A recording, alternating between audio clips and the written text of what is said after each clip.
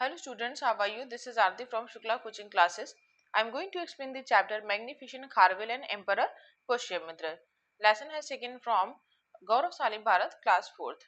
इसके पहले के दो चैप्टर में लेसन 2 और 3 में आपने ये पढ़ा था कि किस तरीके से सिकंदर जो कि एक ग्रीक इन्वेडर था, ठीक है ना, वो ग्रीक से आया था और उसको चंद्रगुप्त मौर्य ने उसको हरा के भेजा था, यहाँ से हरा दिया था, वो फिर भाग गया यहाँ से। सिकंदर के बाद कौन आया था कि उसका military general major military general जिसका नाम सेल्यूकस था, क्योंकि सिकंदर की मौत के बाद उसके जो मतलब कि फ्रेगमेंट रीजन थे, मतलब जो खंडित राज्य थे वो लोगों ने बांट लिए थे, कब्जे मतलब एक तरीके से कब्जा कर लिया था। तो एक राज्य उसमें से था बेबीलोन जो ईरान पे पड़ता था, ईरान में। वहां से आया था सेल्यूकस। सिकंदर की मौत के 7-8 साल बाद सेल्यूकस आया। सेल्यूकस ने आके फिर से इंडिया पे अटैक किया और वो पंचनद पे अटैक करके, मतलब कि सोचिए सिकंदर तो सिंधु नदी को पार करके जब इधर झेलम पे आ गया था तो यहाँ पर उसको हरा के भेजा गया था। लेकिन जो सेल्यूकस आया था, सेल्यूकस तो सिंधु नदी भी पार नहीं कर पाया था। सिंधु नदी पार करने के पहले ही चंद्रगुप्त मौर्य ने किस तरीके से उसको करारी हार दी और फिर उसको अपनी हार के साथ साथ अपनी आया था वो इंडिया को जीतने, भारत को जीतने। और भारत तो जीत ना सका, बल्कि अपनी बेटी को बल्कि वो शादी करके चंद्रगुप्त के साथ और चला गया। क्यों? क्योंकि उसे ये संधि साइन कराई गई, ट्रिटी, पीसफुल ट्रिटी उसे साइन कराई गई कि अगर तुम अपनी बेटी की शादी यहाँ कर दोगे तो कम से कम इस वजह से भी तुम भारत में दोबारा अटैक करने नहीं आओगे।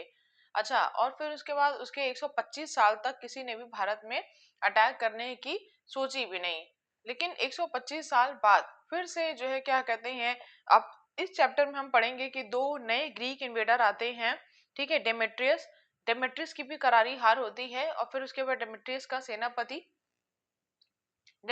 सेनापति मिनिएडर, फिर वो फाइट करता है, वो आता है जो है क्या कहते हैं भारत में अटैक करने के लिए। लेकिन वो क्या धोखे से आता है, ये कह के आता है कि वो यहाँ पर आया है एक बुद्धिस्ट मॉन्क बन के, वो बुद्धिस्ट लोगों की रक्षा करने आया है, उसके बुद्धिस्ट में बहुत, जैन धर्म में बहुत विश्वास है, ठीक है ना। लेकिन अभी तो क्या, अब चंद्रगुप्त के आगे की कहानी इस चैप्टर में हम पढ़ेंगे कि चंद्रगुप्त के मतलब मगध के साम्राज्य को चंद्रगुप्त के बाद किसने संभाला, उनके बेटे बिंदुसार ने। फिर उसके बाद बिंदुसार के दो बेटे हुए थे, एक तो अशोक थे और एक बेटे और थे उनके जिनका नाम सुशीम था। हालांकि सुशीम का इसमें जिक्र नहीं दिया है, इसे बस यही बताया कि बिंदुसार के दो बेटे थे और दूसरा बेटा अशोक था, पहला बेटा उनका सुशीम था। तो अशोक जो है क्या कहते हैं गद्दी में बैठे थे, मगध की गद्दी में, और अशोक ने अपना उनका जो पड़ोसी राज्य था कलिंग, ठीक है ना, कलिंग जो है वो आज के उड़ीसा को में माना जाता है, ठीक है ना। तो उन्होंने अपने पड़ोसी राज्य पे हमला किया था उसको जीतने के लिए, क्योंकि पहले के राजा क्या करते थे, आसपास के राज्यों को हमला करते थे, जीतते थे और उनको फिर अपने राज्य में मिला लेते थे, अपने अंपायर को बड़ा करते थे। जैसा कि इसके पहले भी मैंने आपको चैप्टर में बताया है कि पहले 16 जनपद होते थे, महाजनपद, जिनमें सबसे बड़ा जनपद जो था वो मगध था, ठीक है ना। तो इसी तरीके से जो बिंदुसार हुए, सम्राट अशोक हुए, ये सब भी अपने पिताजी और दादा की तरह ही बहुत शक्तिशाली सम्राट हुए और इन्होंने बहुत अच्छे से अपने राज्य को संभाला, अपनी जनता की देखभाल की। लेकिन अशोक ने कलिंग युद्ध के बाद जब उसने देखा लाखों की तादाद में सैनिक मर गए, ठीक है, लाखों घर बेघर हो गए, इतनी नृशंस हत्याएं देखी, तो उसका मन एकदम विदारक हो गया और उसने उसी समय से क्या किया, अस्त्र शस्त्र को छोड़ दिया और उसने जो है जैन धर्म को अपना लिया। मतलब वो बुद्ध बन गया, वो बुद्ध धर्म को अपना लिया, वो बुद्ध बन गया और उसने फिर जो है क्या कहते हैं बुद्ध का ही वो प्रचार प्रसार करने लगा। उसके बाद क्या हुआ कि मगध का जो साम्राज्य था ना, वो धीरे धीरे क्या होने लगा, कमजोर होने लगा, ठीक है ना। तो अब हम अपना चैप्टर, मैंने इसकी भूमिका बता दी है कि इस चैप्टर की क्या भूमिका है, पिछले चैप्टर से इसको कनेक्ट करके बता दिया है। देखिए, इसमें आप जितने भी हिस्ट्री में चैप्टर पढ़ते चलेंगे ना, हर आगे वाला चैप्टर पीछे वाले चैप्टर से कनेक्ट है कहीं ना कहीं, ठीक है। तो इसलिए पीछे वाले चैप्टर को एक्सप्लेन कर देना मैं ज्यादा उचित समझती हूँ, ताकि आपको ये अच्छे से समझ में आ जाए ये chapter. Now start our reading. Emperor Chandragupta ruled the country for 25 years after he defeated Seleucus from India. Emperor Chandragupta जो थे वो 25 साल तक उन्होंने राज किया था जब सेल्यूकस को डिफीट किया था, हराया था। इन दैट टाइम, और उस समय क्या था कि country had reach the peak of its glory, मतलब कि जो देश था वो अपने गौरव को अपने गौरव पे की चरम सीमा पर था। The impact of India was spread far and wide. अब जो भारत का जो प्रभाव था वो पूरी बहुत तेजी से फैला 297 AD तक। Emperor Chandragupta died after that his son that on the throne of Bindusara. अब चंद्रगुप्त की मृत्यु के बाद मगध की गद्दी पर कौन बैठा? मगध की गद्दी पर बिंदुसार, यानी चंद्रगुप्त के बेटे बैठे थे। He was mighty as father, वो भी अपने पिताजी की तरह बहादुर थे, वीर योद्धा थे। ही established a vast empire from east to west, उन्होंने भी ईस्ट से वेस्ट तक, ठीक है ना, ये ईस्ट और वेस्ट, इस तरीके से ईस्ट से वेस्ट तक उन्होंने अपने एम्पायर को फैलाया, ठीक है ना, स्प्रेड किया। फ्रॉम नॉर्थ टू साउथ, और नॉर्थ से लेके साउथ तक, मतलब कि चारों तरफ उन्होंने अपने राज्य को क्या किया, फैलाया, जब बिंदुसार आए हैं। After that his son Ashok, देखिए यहाँ पे अशोक की बात हो रही है, कह रहा है Ashoka was seated on the throne. अब जब बिंदुसार नहीं रहे तो बिंदुसार के बाद गद्दी पे कौन बैठा? अशोक बैठे, सम्राट Ashok. Ashok was the second son of his father, Ashok जो थे वो बिंदुसार के दूसरे पुत्र थे। देखिए पहले पुत्र का जिक्र नहीं दिया है, पहले पुत्र के बारे में मैं बता दूं, पहले पुत्र का नाम सुसीम था, ठीक है। Ashok became the most famous emperor of India, अब जो अशोक थे वो भी भारत के बहुत ही महान सम्राट हुए हैं। He was a brave warrior, वो बहुत ही बहादुर योद्धा थे। Like his father and grandfather, अपने पिताजी और दादाजी की तरह ही अशोक महान भी बहुत ही बहादुर योद्धा थे।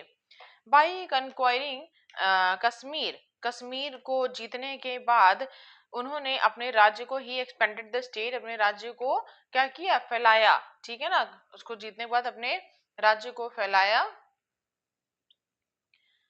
ही ruled the throne of a Pataliputra for 41 year, और वो पाटलिपुत्र में, मगध की राजधानी पाटलिपुत्र, ठीक है ना, वहां पर वो मतलब 41 ईयर तक उन्होंने वहां पर रूल किया, शासन किया। अब क्या है, कलिंग विक्ट्री, कलिंग की विजय। Wise emperor Ashok attack the neighbouring Kalinga kingdom, जो महान अशोक थे उन्होंने कलिंग किंगडम जो कि मगध का पड़ोसी राज्य था वहां पर अटैक किया। Kalinga was a powerful state, Kalinga एक बहुत ही शक्तिशाली राज्य हुआ करता था उस समय। The soldier fought with gallantry, जो सोल्जर्स थे वो बहुत ही गैलेंट्री के साथ जो है उन्होंने बहादुरी के साथ उन्होंने युद्ध किया। But the victory was a part of a Ashok, ठीक है ना, लेकिन विक्ट्री किसी हुई, अशोक की हुई। मतलब देखिए कलिंग जो था वो भी एक जो है बहुत जाना माना राज हुआ करता था, वहां के जो सैनिक थे, सोल्जर्स थे, उन्होंने बहुत बहादुरी से युद्ध किया, लेकिन उसके बावजूद भी विजय किसके हाथ में आई? अशोक के हाथ में आई। देयर वर 1 लाख में 1 lakh military casualties in the war, और वॉर में लगभग 1 लाख सैनिक मारे गए। It has a profound impact on Ashok heart, अब इस चीज ने ना, जो 1 लाख सैनिक मारे गए, इस चीज ने अशोक के हृदय को अंदर से हिला के रख दिया। अंदर से अशोक मतलब बहुत बहुत ज्यादा द्रवित हो गए। He decided not to fight in the future, उन्होंने ये निश्चित किया कि अब वो भविष्य में कभी भी युद्ध नहीं करेंगे। महाराजा अशोक एक्सेप्ट बुद्धिज्म, और उसके बाद उन्होंने क्या अपना लिया, उसके बाद इन्होंने बुद्धिज्म को अपना लिया। But he did not leave the state like Gautam, Gautam Buddha, लेकिन गौतम बुद्ध ने जैसे अपना घर बार छोड़ दिया था, तो अशोक ने अपने घर बार को नहीं छोड़ा। उन्होंने अपने मतलब कि गद्दी पे रहते हुए ही क्या किया, बुद्ध बुद्ध का जो है बुद्धिज्म का प्रचार प्रसार किया। The non-violence started to be foggy, all kind of violence started to be considered a crime। अब उन्होंने क्या किया कि जो है मतलब नॉन वायलेंस का उन्होंने प्रचार प्रसार किया। फॉगी, फॉग मतलब क्या होता है, धुआं, ठीक है ना, तो उन्होंने अहिंसा का धुआंधार प्रचार प्रसार किया, और इस प्रकार से उन्होंने क्या किया, हिंसा जो है क्या कहते हैं उनका कि हिंसा जो है वो अपराध मानी जाने लगी, ठीक है। इन्होंने क्या किया, non foggy all kind of violence की हर प्रकार की हिंसा को इन्होंने क्या किया कि started to be considered crime, हर तरीके की हिंसा को क्राइम माना जाएगा। हंटिंग, अब जैसे कि क्या है, हंटिंग हो गया, ठीक है ना, कि लोग जो शिकार करते हैं। Sacrificing and sacrificing in the यज्ञ, जो यज्ञ में बलि व जो मतलब कि यज्ञ में बलि देते हैं, ठीक है ना, वह शस्त्र चलाना, ये सब उन्हें बुरा लगने लगा। उन्होंने क्या किया, कोई शिकार नहीं करेगा, सेक्रीफाइसिंग इन द यज्ञ, जो यज्ञ में जो मतलब यज्ञ करते हैं, यज्ञ में सेक्रीफाइस करते हैं, ठीक है, शस्त्र चलाते हैं, started to be consider bad. उन्होंने कहा ये सब चीजें बुरी है, हम ऐसा कुछ भी नहीं करेंगे। This was bad result on Monks was on the government. अब इससे क्या हुआ कि सेना पर जो है ना, मतलब कि उनका जब हर चीज का भाई आप मना कर दोगे तो इसका सेना पर बड़ा बुरा प्रभाव पड़ा, और राज्य भर में क्या हो गया, धीरे धीरे कायरता फैलने लगी। अब जो बौद्ध भिक्षु थे, उनकी भोजन की व्यवस्था का जो भार था वो किस पे आ गया था, सरकार पर आ गया था। ठीक है ना, so people started becoming monk, लोग क्या होने लगे, लोग मॉन्क बनने लगे। वेपन्स वर कंसीडर्ड विक्टोरियस बाय आर्मी। अब जो मतलब कि जो वेपन्स होते थे, जो शस्त्र होते थे, जो आर्मी द्वारा जीते जाते थे, उन्हें क्या आर्म्स मतलब होते थे, उन्हें उन्होंने क्या किया, बैड मानने लगे कि बुरा है। The enthusiasm of soldier were guarded, the border started to cool down. अब जो मतलब सैनिकों के अंदर जो एंथुसियाज्म था, जो एक जिंदा दिली थी अपने बॉर्डर पे खड़े होके अपने राज्य की रक्षा करना, तो वो जब अब भाई उनको मना कर दिया जाएगा कि आप मार काट नहीं करोगे, तो उनका खून क्या हो गया, ठंडा पड़ गया, उनका जोश ठंडा पड़ गया। No emperor could sit on the throne of Magadha after Samrat Ashoka. अब सम्राट अशोक के बाद ना लंबे समय तो कोई भी मगध की गद्दी पर बैठा ही नहीं। सोचो, बिना राजा के जो है देश चलता रहा कितने दिनों तक। The roots of the state were weakened. अब जब देश में कोई राजा ही नहीं रहेगा, जब कोई मतलब वहां पे सिंहासन पे कोई बैठेगा ही नहीं सम्राट, तो क्या होगी, राज्य की जड़ें क्या हो गई, कमजोर हो गई। और महाराज अशोक जो थे वो 30 साल की उम्र में क्या हो गया, वो उनकी मृत्यु हो गई। और फिर भारत में उनकी मृत्यु के बाद फिर से एक यूनानी अटैक हुआ था। महाराज Ashok could not survive the last 30 year that another Greek attack on India. और फिर से एक मतलब कि ग्रीक अटैक हुआ। अब सोचिए, देखिए, पहला ग्रीक अटैक सिकंदर आए, दूसरा ग्रीक अटैक सिकंदर के 7-8 साल बाद उनका जो है सेना का जो मतलब कि व्यक्ति था सेल्यूकस, वो आया। ठीक है ना, सेल्यूकस अब 125 साल बाद देखिए आ रहे हैं। अब आएंगे ये डेमेट्रियस। ठीक है ना, ये एंशियन ग्रीक है डेमेट्रियस। एक्चुअली में जब सिकंदर वापस गए थे, तो सिकंदर ना पूरी तरीके से अपने देश में वापस जा नहीं पाए थे, वो ईरान तक ही पहुंचे थे। और वहां पर उनका एक मित्र था मेडियस, उसी के घर में उन्होंने शरण ली।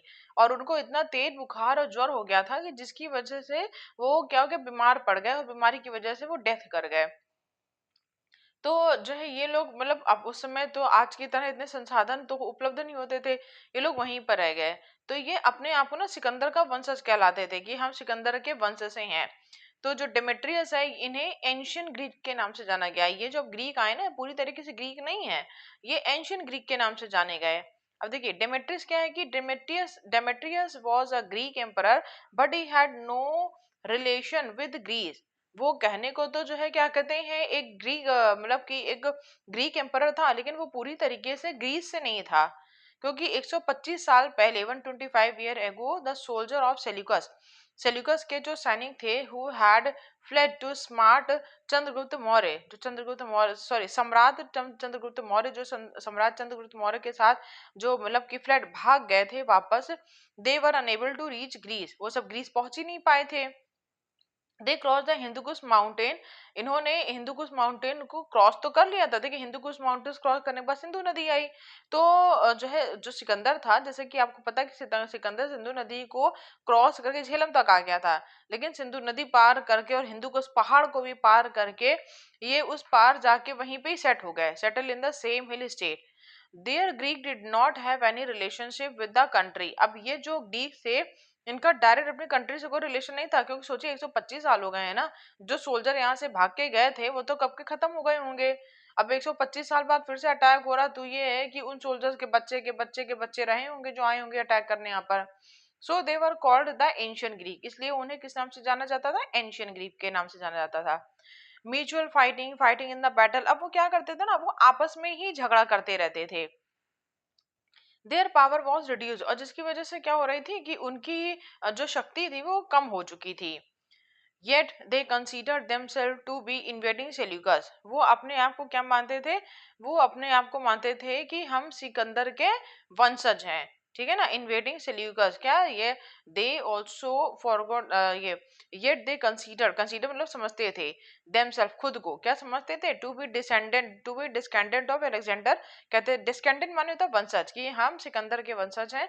They had forgotten old insult, अब वो अपनी पुरानी बेइज्जती को भी भूल चुके थे कि किस तरीके से मार के भगाया गया था उन्हें यहाँ से। They also forgot the promise of not again invading Seleucus. जबकि सेल्यूकस अपनी बेटी को यहाँ पे दे के गए थे, हेलेन की शादी चंद्रगुप्त से करा के गए थे और ये बोल के गए थे कि अब हम दोबारा कभी भारत में आके आक्रमण नहीं करेंगे। They knew only that the foundation of the Maurya emperor was weakened. अब ये जो डेमेट्रियस जब आया था ना, तो उसकी बस इतना जानता था कि भैया अब तो मौर्य एम्परर जो है ना वो पूरी तरीके से कमजोर हो चुका है।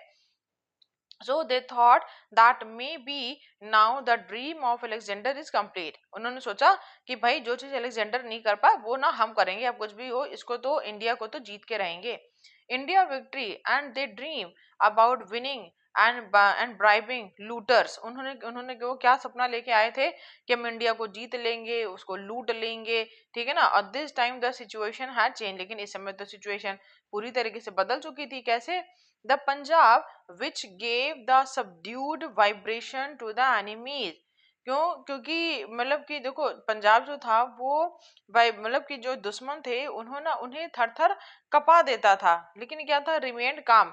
जो पंजाब जिस पंजाब को लोग क्रॉस नहीं कर पाते थे, हिंदुकुश माउंटेन को, हिंदुकुश पहाड़ को पार करके फिर उन्हें सिंधु नदी पार करनी होती थी। और सिंधु नदी जो वो 5 नदियों का मिश्रण था, बहुत हैवी नदी थी भाई, बहुत विशाल नदी थी, ठीक है। लेकिन अब वहां को भी लोग पार कर पा रहे थे, क्यों? क्योंकि वहां के राजा भी शांत हो गए थे। Water from Jhelum and Sindhu river could not become red from the enemies blood. जो शत्रुओं को थर थर कपा देने वाला पंजाब था वो भी शांत हो गया, ठीक है ना। झेलम व सिंधु नदी का जो जल था वो भी जो है क्या कहते हैं अब शत्रु से लाल नहीं हो पाया, क्योंकि सारे राजा तो शांत बैठे हैं ना, तो इसलिए क्या हुआ, वो आसानी से पार करके आ गया। फिर आता है एम्परर खारवेल। देखिए मगध की गद्दी में तो अशोक के बाद कोई बैठा नहीं, ठीक है ना। और 30 वर्ष के बाद जब मतलब कि अशोक अशोक ने 41 ईयर तक मगध पे राज्य किया था, और जो है सॉरी 41 ईयर तक राज्य किया था, और 30 वर्ष के बाद जब उन्होंने कारगिल जब उन्होंने जो है क्या कहते हैं कलिंग के युद्ध के बाद अस्त्र शस्त्र सब त्याग दिए और बुद्धिज्म अपना लिया, तो अब मगध पूरी तरीके से क्या हो गया था, अनाथ हो गया था, कोई राजा उसकी रक्षा ही करने वाला नहीं था। तो डेमेट्रियस को लगा कि भाई अब तो पूरी तरीके से रास्ता साफ है, चलो चल के हम लोग वहां पे हमला कर देते हैं। लेकिन तभी क्या, साउथ के जो एम्परर थे खारवेल, उन्होंने फिर आके कमान संभाली थी और डेमेट्रियस को मार भगाया था। कैसे मार भगाया था, इसमें पढ़ते हैं हम। The emperor of the emperor of Magadh was a Buddhist. अब जो है क्या कहते हैं मगध के जो एम्परर थे वो तो बुद्धिस्ट हो गए थे। He also did not came forward to face the challenge, वो आगे चुनौतियों का सामना करने भी नहीं आए। The Greek army were sticking like a thorn in the heart of the patriot. अब जो यूनानी सेनाएं थी वो जो है क्या कहते हैं उन्होंने क्या किया, वो बेधड़क पंजाब की नदियों को पार करके आगे बढ़ाई, और उन्होंने क्या किया कि जो जो शत्रु जो मतलब कि जो शत्रु की सेना थी, जैसे डेमेट्रियस की जो आर्मी थी, जो सेनाएं थी, इन्होंने क्या किया, अयोध्या में पहुंचकर अपना पड़ाव डाल दिया। और फिर उसके बाद वहां पे रेस्ट करने के बाद ये फिर से इन्होंने क्या किया, ये इकट्ठी हुई और इकट्ठी होके, ठीक है ना, ये आक्रमण करने की ये योजना बनाने लगी। अब क्यों? क्योंकि भाई कहीं भी जो है क्या कहते हैं संघर्ष ना होने की वजह से शत्रु जो थे, जो मतलब कि जो आर्मी थे, डेमेट्रियस की जो आर्मी थी, वो पूरी तरीके से तो निश्चिंत थी, सर्टेन थी कि भाई कुछ होने नहीं वाला है, ठीक है। तो ये कह रहा है कि जब मतलब कि जब इस तरीके से वो आगे बढ़ते चले आए और उन्होंने आके अयोध्या में पड़ाव डाल दिया, तो उसके बाद जो है जो खारवेल थे, खारवेल मगध के मतलब सॉरी जो मतलब खारवेल हैं, खारवेल साउथ के राजा हैं। तो अब चूंकि मगध के जो राजा है वो बुद्धिस्ट बन गए हैं, तो वो जब उन्होंने मतलब मगध के राजा बुद्धिस्ट बन जाने की वजह से मगध से कोई आया ही नहीं चुनौती, कोई भी चुनौतियों का सामना करने नहीं आया। तो ग्रीक आर्मी क्या हो गई, जो यूनानी सेनाएं थी, उन्होंने क्या किया, उन्होंने कहा कि जो देशभक्त जनता है इनके हृदय में कांटों की भांति मतलब चुभ रही थी, ठीक है ना। देखिए अब भाई जो मतलब राजा अगर शांत बैठ जाएगा तो जनता को तो दिक्कत होगी ना, कि भाई अगर हमारा राजा युद्ध नहीं करेगा, हमें बचाने के लिए नहीं उठेगा, तो क्या होगा भाई, ये जो दुश्मन सेनाएं ये हमारे ऊपर अटैक कर देंगी। तो ये कह रहा है कि Greek army were taking like a thorn, ठीक है ना, स्टेकिंग मतलब चुभ रही थी, किसकी तरह, कांटों की तरह, ठीक है ना, इन the heart of the patriot, patriot मतलब जो देशभक्त थे उनके दिल में कांटों की तरह ये यूनानी सेनाएं चुभ रही थी। अब people were trying to do something themselves, अब लोगों ने सोचा कि भैया हमें खुद से ही कुछ कुछ ना कुछ अपनी सेफ्टी के लिए करना पड़ेगा। There was simply a lack of leader, क्यों, क्योंकि भाई जो है उनके उनके नेता की कमी थी। द मगध एम्पर रिमेन्ड काम, अब क्योंकि मगध का जो मतलब सम्राट था वो तो पूरी तरीके से शांत बैठा हुआ था। इन दीज क्राइसिस क्लॉक, इस संकट की घड़ी में भी जब मगध का हमारा, लोग जनता कह रहे थे कि भाई हमारा जो मगध का राजा है वो इस संकट की घड़ी में, क्राइसिस क्लॉक मतलब क्या हुआ कि ये संकट की घड़ी में भी हमारा राजा शांत बैठा हुआ है। लेकिन तभी क्या हुआ कि South India could not keep quiet, जो साउथ इंडिया था, जो दक्षिण भारत है, वो शांत नहीं बैठा। The blood shed of the king of Kalinga Odisha and Andhra Pradesh raised, मतलब कि जो कलिंग के जो मतलब कि कलिंग जो मतलब उड़ीसा में था, जिसमें उड़ीसा कलिंग के नाम से जाना जाता था, और जो आंध्र प्रदेश के राजा थे उनका खून खौल उठा। This idea was enough to make the storm enemies in the birthplace of Lord Ram. क्यों, क्योंकि लोगों के मन में मतलब कि ये विचार ही आना कि मतलब कि ये जो भूमि है, कौन सी भूमि, अयोध्या भूमि, क्योंकि डेमेट्रियस ने अयोध्या की भूमि पे आकर के अपना हॉल्ट डाल दिया था ना। तो उन्होंने कहा कि भगवान राम की जन्मभूमि में शत्रु सेना आ गई। ये इस विचार से ही लोगों का मन जो है ना वो खौल गया। उन्होंने कहा अब तो कुछ भी हो जाए हम अपने मतलब मगध के अपमान का बदला लेके रहेंगे।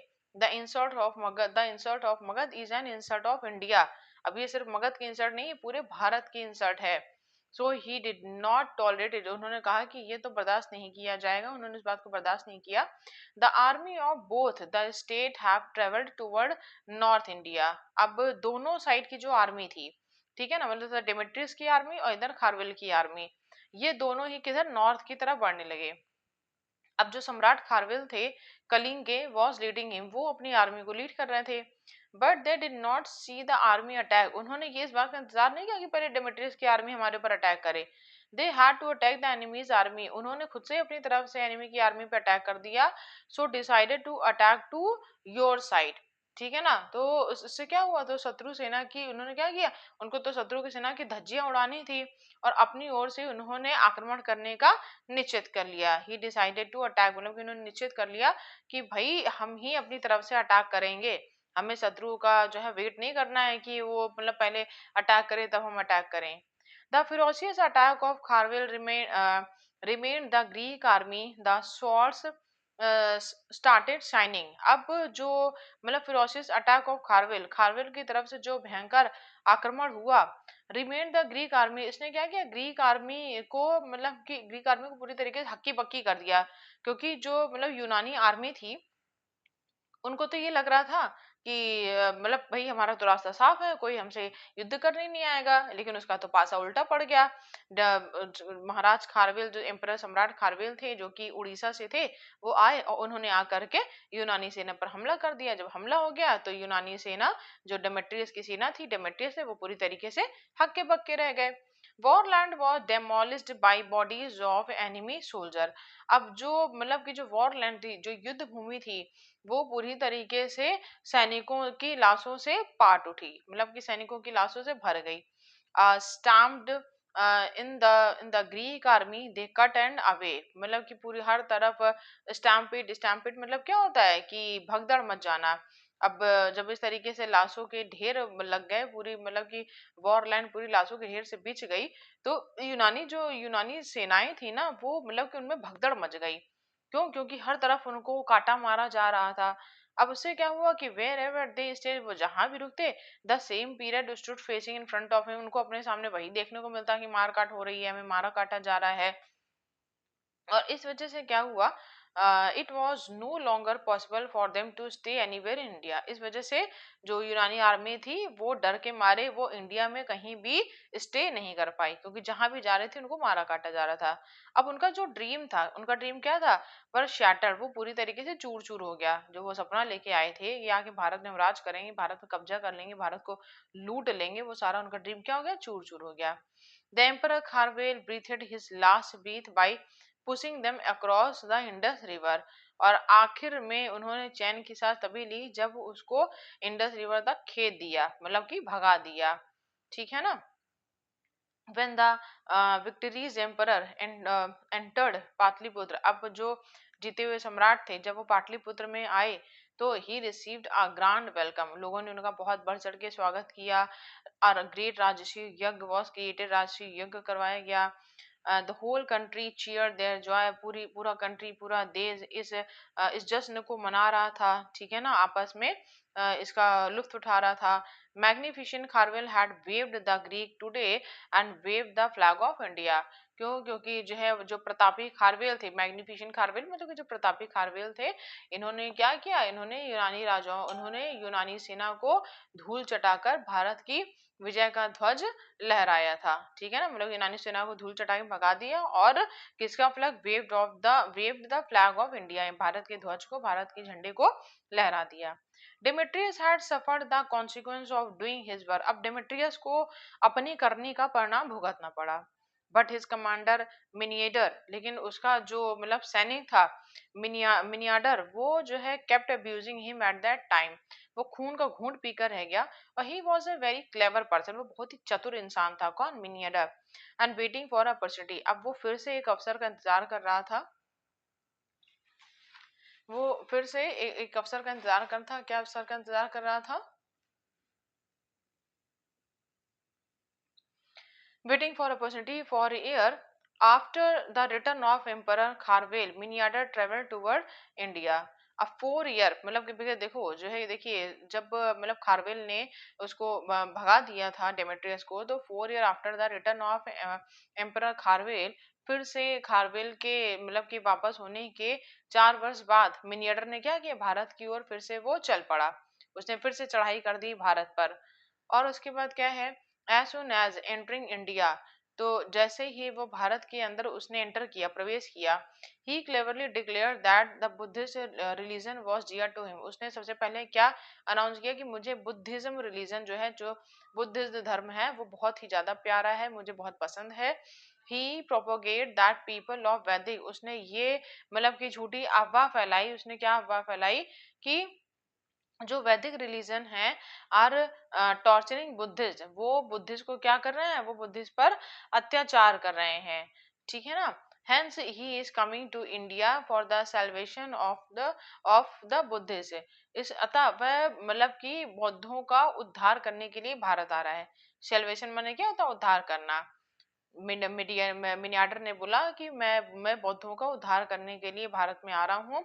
और some Buddhist were stuck in his move and started welcoming him to the to the place where to the place where to the place to the place welcome to the place of war.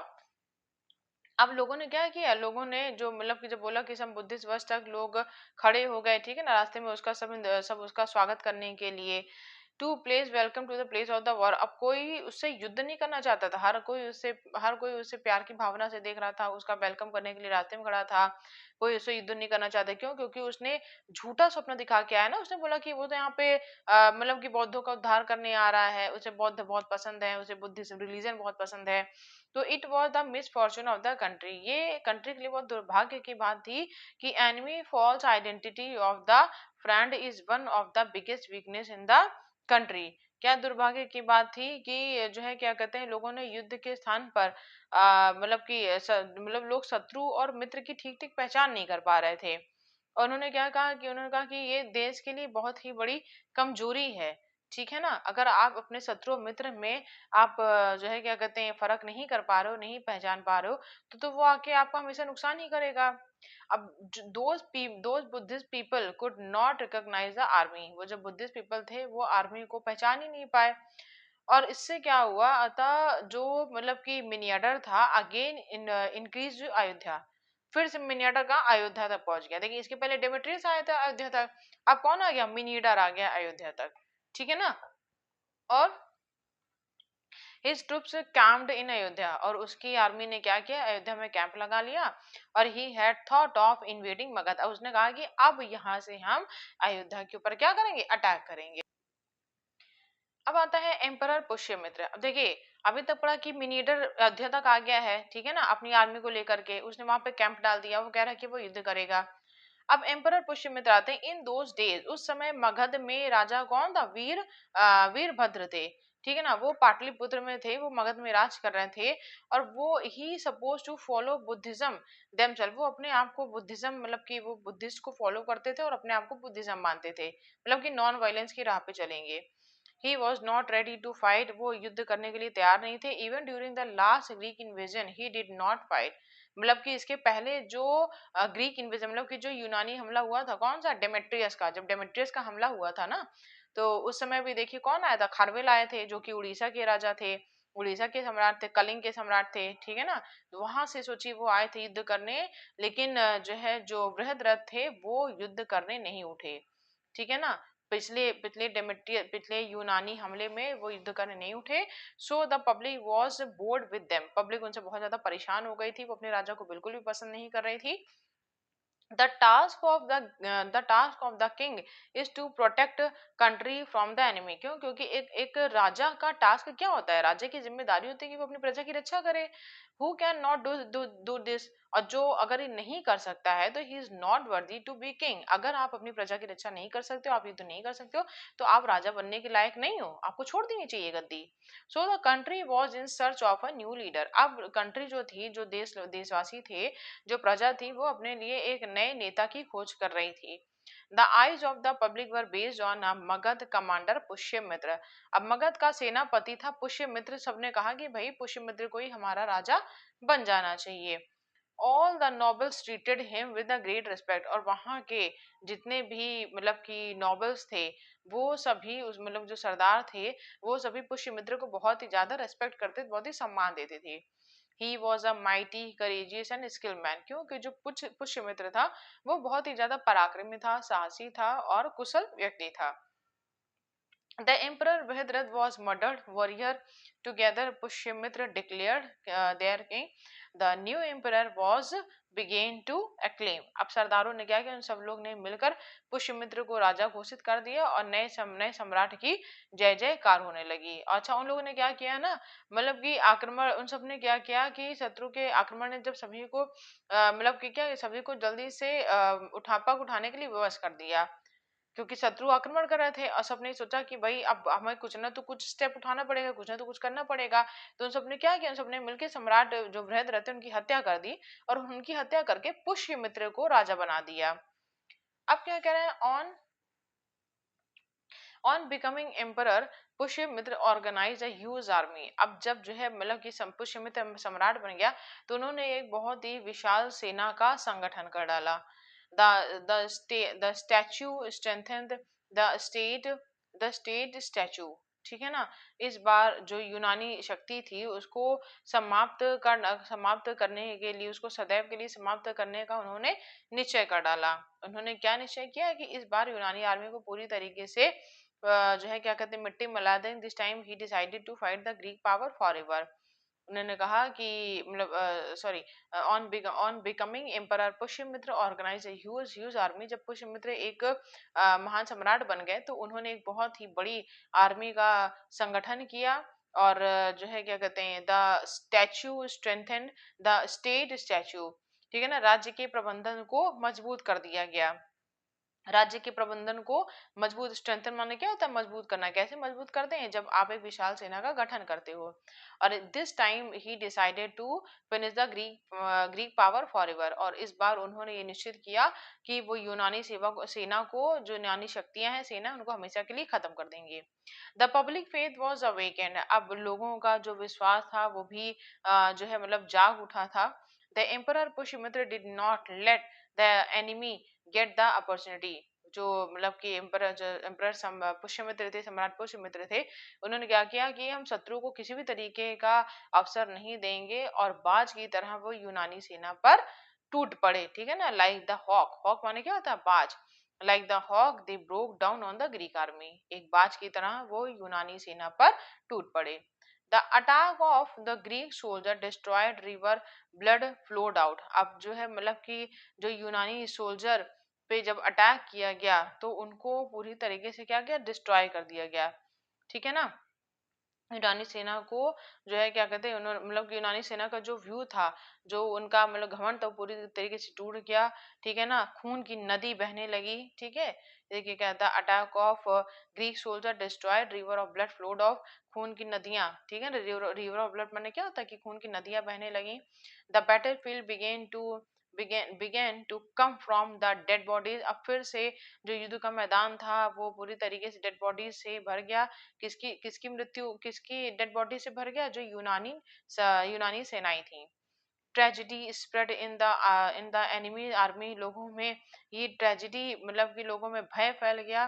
They left the field and ran away, अब वो उस युद्ध के मैदान को छोड़ छोड़ के भागने लगे। But this time emperor Pushyamitra did not leave the chance, इस समय इस बार उसने किसी भी अफसर को जाने नहीं दिया। This time they had to wipe the Greek out of the root, उन्होंने कहा इस बार तो हम ये ग्रीक को जड़ से साफ कर देंगे। They were not left to the mountain ranges across the Indus, यहाँ तक कि उनको मतलब कि इंडस की माउंटेन रेंजेस तक भी नहीं जाने को मिला। ठीक है ना, और enemy army what destroyed, enemy जो शत्रुओं की सेना थी पूरी तरीके से चकनाचूर हो गई थी। Their waist were broken and फ्रेसी गॉट लॉस्ट ब्रेक, ठीक है, उनकी कमर टूट गई थी इस युद्ध में। और वो पूरी तरीके से उनको मतलब कि उनको मतलब उनका जो हौसला था वो क्या हो गया, पस्त पड़ गया था। ठीक है ना, उनकी जो है क्या कहते हैं फ्लैशी गॉट लॉस्ट ब्रेक, मतलब कि उनका फ्रेशली उनका जो मतलब कि हौसला था पूरी तरीके से पस्त पड़ गया। और Pushyamitra fierce battle ended him for ever, अब पुष्यमित्र का जो बैटल था, जो युद्ध था, वो हमेशा के लिए शांत हो गया। In order to save his life, अब मतलब इस तरीके से उन्होंने अपनी अपने और अपने राज्य की रक्षा की, जान बचाई। The Greek settled in the Gandhari state, अब जो मतलब कि जो ग्रीक थे वो कहाँ जाके सेटल हो गए थे, वो गंधारी के स्टेट में जाकर सेटल हो गए थे। ठीक है, the pages of history are witness that after, जो इतिहास के पन्ने हैं, ठीक है ना, इतिहास के पन्ने, the pages of history are witness, ये इतिहास के पन्ने इस बात के गवाह हैं that after the Greek could never invade India, कि उसके बाद किसी भी ग्रीक ने भारत में हमला करने की सोची नहीं। और आफ्टर 36 ईयर ऑफ रीजन, इस राज्य के 36 साल बाद emperor Pushyamitra extended to heaven, वो स्वर्ग को प्राप्त हो गए। For the next 150 year no enemy could see in India, और अगले 150 सालों तक किसी भी दुश्मन ने भारत की तरफ मुड़ के नहीं देखा। India is still proud of a great man Samrat Pushyamitra who eradicate the Greek power, आज भी भारत सम्राट पुष्यमित्र पर बहुत गर्व करती है, जिन्होंने यूनानी शक्तियों को पूरी तरीके से साफ कर दिया फ्रॉम द रूट, जड़ से। ठीक है ना, यूनानी शक्तियों को पूरी तरीके से जड़ से साफ कर दिया किसने, सम्राट पुष्यमित्र ने। We remember his name every morning in remembrance, और हम आज उनका जो है क्या कहते हैं, उनको जो है मतलब कि हर मौके पे अवसर पर उन्हें याद करते हैं। नाउ इसके क्वेश्चन आंसर इसके हम डिस्कस कर लेते हैं। इसके क्वेश्चन आंसर इसी में दिए हुए हैं, जैसे कि कह रहा है how many year did Chandragupta Maurya have ruled, तो चंद्रगुप्त मौर्य ने कितने साल तक शासन किया था, 25 ईयर तक। What was the name of his son, Chandragupta के बेटे का नाम बिंदुसार था। देखिए पहले बताया ना, देखिए चंद्रगुप्त के बेटे का नाम बिंदुसार था, और बिंदुसार के दो बेटे थे। ठीक है ना, एक का नाम क्या था, सुसीम था, और दूसरे बेटे का नाम अशोक था। लेकिन बिंदुसार के बाद कौन गद्दी पे बैठा था, अशोक बैठे थे, सम्राट अशोक बैठे थे। वो भी अपने पिताजी और दादा की तरह ही बहुत ही माइटी रूलर हुए, बहुत ही मतलब कि महान वीर योद्धा सम्राट हुए हैं। Which number of Ashok was of his father, Ashok जो थे वो अपने पिता के कौन से नंबर के पुत्र थे, तो दूसरे नंबर के पुत्र थे।